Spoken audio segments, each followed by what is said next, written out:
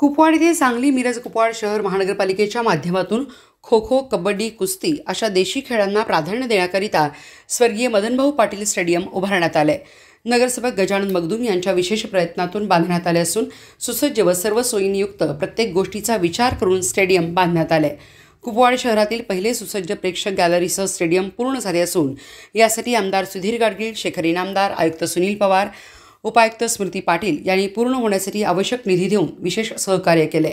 दिनांक 5 फेब्रुवारी 2024 रोजी सायंकाळी 6 वाजता रुमालनगर मिरज रोड कुपवाड येथे लोकार्पण सोहळा राज्याचे उपमुख्यमंत्री अजितदादा पवार, क्रीडामंत्री संजय बनसोडे, पालकमंत्री सुरेश भाऊ खाडे, खासदार संजय काका पाटील, आमदार सुधीरदादा गाडगीळ, भाजप नेते शेखर इनामदार, जिल्हा बँकेच्या उपाध्यक्षा जयश्री वहिनी पाटील, पद्माकर जगदाळे, आयुक्त सुनील पवार तसेच महापालिकेतील सर्व प्रशासकीय अधिकारी, माजी पदाधिकारी व नगरसेवक यांच्या उपस्थितीत होणार आहे अशी माहिती गजानन मगदूम यांनी पत्रकार परिषदेत दिली।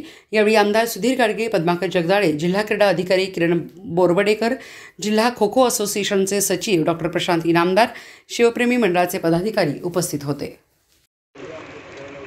दिनांक 5 फेब्रुवारी 2024 ते 8 फेब्रुवारी 2024 या 4 दिवसामध्ये राज्यस्तरीय भाई देरुळकर चषक स्पर्धा आयोजित केलेल्या आहेत आणि शिवप्रेमी जे आपल्या गजानन मगदूमांचं मंडळ आहे त्यांच्यामार्फत या स्पर्धा मान्य झालेल्या आहेत।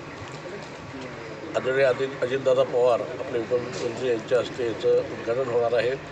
तसंच आपले क्रीडामंत्री बनसोडे साहेब हे पण येणार आहेत। आपले पालकमंत्री सुरेश भाऊ खाडे, खासदार संजय काका व सर्व जिल्ह्याचे आमदार इथे उपस्थित राहणार आहे। ही आपली जिथं आता आपण उभा आहे ही जागा मदनभाऊ पाटील क्रीडा संकुल ही तयार केली गेली आहे। याचे उद्घाटन अजितदादांच्याशी होणार आहे आणि जवळजवळ 12, 24 आणि 16, 30, 40 संघ जवळ आता इथं महिला आणि युवा असे येणार आहेत। जवळ 700 खेळाडू या भाग येणार आहेत। असे या 4 दिवस खूप चांगल्या स्पर्धा होणार. जवळजवळ 26 लाखाची बक्षिसं यामार्फत खेळाडू देण्यात येणार आहेत। तर आपण सांगलीकरांनी सर्वांनी याला भरभरून प्रतिसाद द्यावा आणि आपलं आदरातिथ्य दाखवून द्यावं एवढी आपण सगळ्यांना विनंती करतो।